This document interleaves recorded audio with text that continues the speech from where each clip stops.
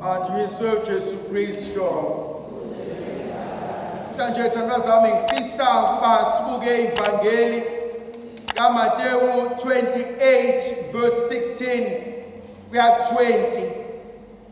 Zimbalwa izinto engifisa ukuzibheka. Eyokuqala, uJesu uthi meseshonile evukile ebese thumela umyalezo ecela ukuba abafundi bakhe mabaye bayomhlangabeza entabeni, baye kwelaseGalile.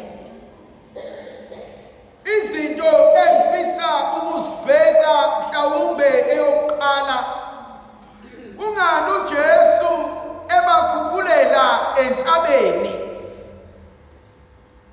uJesu mebabiza abafundi ubalanda olwandle, bafika bedoba abasuse athi abahambe bayokwenza umsebenzi kaNkulunkulu.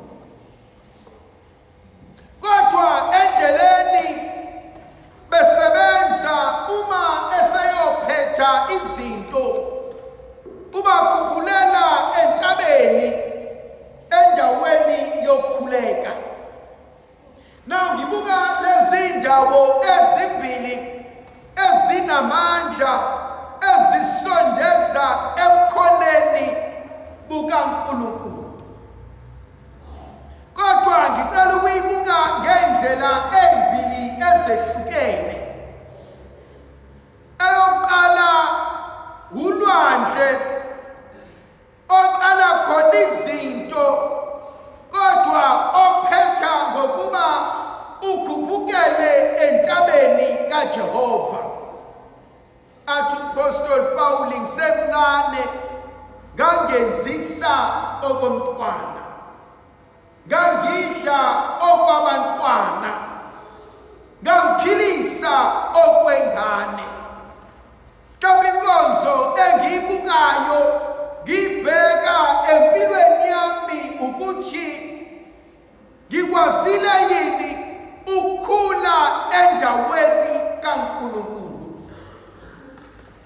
Engangiyikona sengashintsha yini ngaba ngcono engimazini yena njengenkosi nomsindisi wami.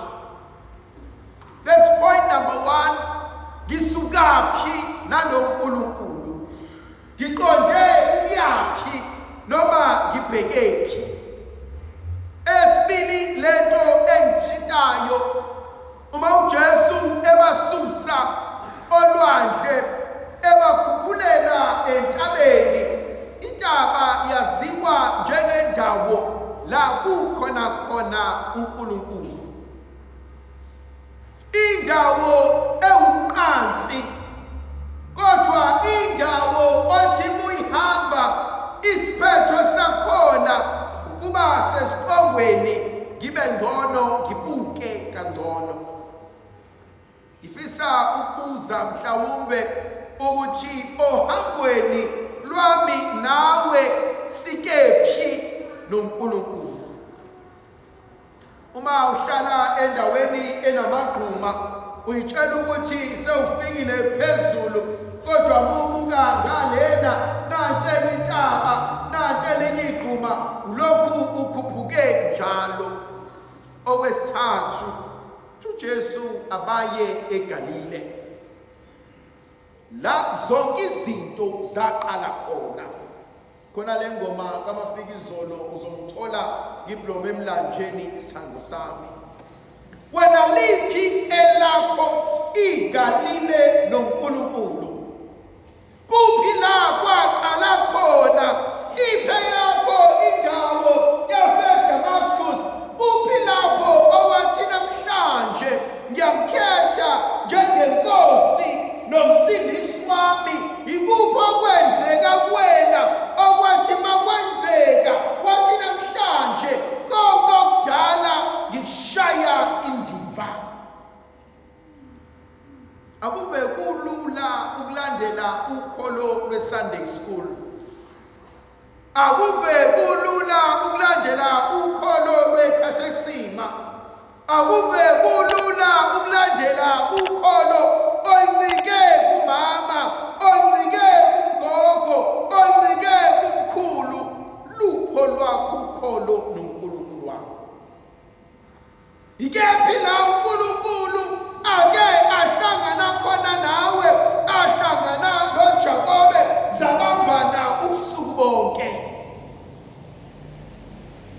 Izwi likaNkulunkulu uJakobe esebawelise bonke, esekwenze konke, esekumele kuwele yena, akakwazi ukuwela ngoba kunezinto angadlulanga kuzona. Kwesinye isikhathi uyafika kweminye imizi awusaphuma umphefumulo kodwa umuntu usemathambo mhlophe. Awusaphuma umphefumulo kodwa umuntu akasabonakali nasembhedeni, seyaqingwa. Awusaphuma umphefumulo kodwa iphunga seliqalanisile endlini. Awusaphuma umphefumulo kodwa usenempethu neyibungu. Bese uyabona khona la kumele kulungiswe khona. Abanye bethu senze konke, sahlanganisa konke, izinto kumele ngabe kade zaqaqeka, kodwa zibophene ngoba kumele kube khona la esidlula khona. Bezwa abantu bethi abekho engabahambanga, akukho engakwenzanga. Mina ngizazi zonke inyanga, mina ngahlaba, mina ngenza amamisa, ngahamba oKhevela, ngahamba oNtshongweni, ngahamba oFatima, ngawenza amanovena, ngakwenza konke, kodwa ngangalungisa uqobo lwami.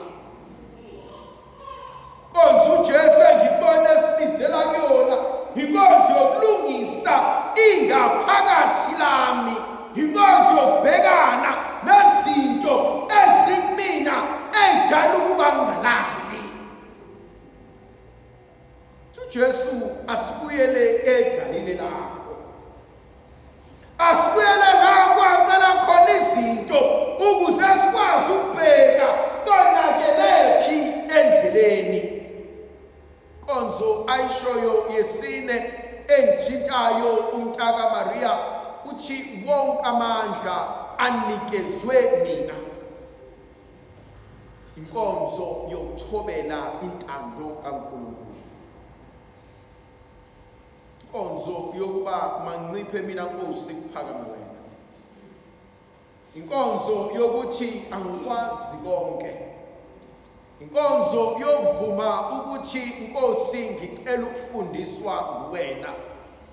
Bayangithinta abafundi emavangelini mabebona uJesu ekhuleka, bayoyilahla kuyena, bathi Nkosi sifundisa ukukhuleka njengoba uJohanisi ebafundisile nabo. Bese kuyavuka kumina inkonzo yokuthi ingaki engidinga ukufundiswa kona empilweni ngisaphila. Sithi izulu esihle kakade yakhela ngamaqubu amanye, kodwa inkinga yabanye bethu asifuni ukufundiswa, asifuni ukufundiseka, asifuni ukuba abanye abantu bakwazi ukusondela bazosixhasa, bakwazi ukusondela bezosikhombisa izinto, ngoba inkonzo mina ngeke ngatshelwa osibanibani. Konzo uJesu engimbona esibizela kuyona eyogcina uthi hambani nishumayele izwi likaNkulunkulu. Ngiyayithanda le yokushumayela.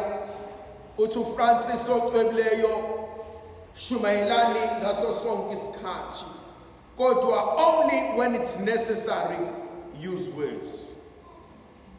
Funa ukuthini uFrancis kuthina? Funa ukusixoxela ukuba inkonzo esibizelwe kuyona inkonzo yokushumayela ngenkambo yethu. Sanda kunxoxela indaba ngobaba owayenenkinga notshwala. Ngikhumbula ubaba unenkinga notshwala uyaphuza ubaba mesephuzile konke nje kuyonakala mesephuzile ubaba konakala uyabuya uzekhaya mebuya usephushwa ngebhala athi mephushwa ngebhala asukume umama athi awumadoda yangena inkosana yala ekhaya kwangena ubaba uyise wabantwana babo ebesesukuma eyakuyena eyobonga laba abamlethile athi ngiyabonga nangilethela yena amthatha ubaba amfake endlini sengcolisile ubaba ebese yamgeza ubaba athi bemgeza lo baba eqeda ukumgeza ubaba ebese yamfunza athi beqeda ukumfunza ebese mfaka amaphijama ubaba uphelile amthatha ayomlalisa embhedeni njalo ekuseni ubaba mevuka qoka amaphijama akazazi ufike kanjani lento lokuyenzeka njalo ubaba medlile uyasondela one day azathi ubaba hayi man kwenze njani why ngingakhumbuli ngibe ne-blackout kodwa njalo ekuseni ngigqoke kahle akhulume nabangani bakhe athi namhlanje angifuni ukudla lokhu ngifuna ukufika ekhaya engathi ngiphelile kodwa ngiyazi mina ngisey'ngqondweni zami ngangempela baphushe ngebhala ubaba kube ngathi kuyabheda konke angcolise futhi abeqhamuka athi uma awunansi inkosana nanguyise wabantwana bami nangothandwa inhliziyo yami bese kuyashelela ey'nganeni zithi no mase esikhathele athi uma webantu bami ngiyamthanda mina lo muntu athi uyihlo lona athi ngiyamthatha athi ngisizeni amthathe amngenise endlini uma akazi kwenzakalani ubaba amgeze amfunze amgqokise amaphijama ulale akakwazanga ukulala ubaba bizi uyakhala kazaya esontweni kodwa for the first time uyayibona lento eyenziwa unkosikazi uma enxilile ngesonto ekuseni wavuka kuqala ubaba wathi hayibo kanti angiyikwana esontweni bathi hayibo esontweni baba wathi ngithe ngizoba late wonke umuntu wathuka mayibona ubaba efika noma esontweni seyiphela inkonzo asukuma ubaba bayitshela ukuthi mhlawumbe ufuna isibusiso athi cha ngifuna isibusiso bathi baba uzokhetha inkosini wathi yebo athi umfundisi obeshumayela yiliphi ilizwe likuthintile athi baba liphi athi liphi iculo enkuliwe lakuthinta athi alikho athi pho ikhetha kanjani inkosi athi ngimbonile unkosikazi wami emkhombisa uthando njengisidakwa wangihlonipha ngithe ngenalutho wangenza utho yena nkonzo uNkulunkulu asibizela yona uNkulunkulu lixoxe khiye kamakhelwane ushiye kumuntu omzondayo ngegama likayise benendodana nomoya ocebileyo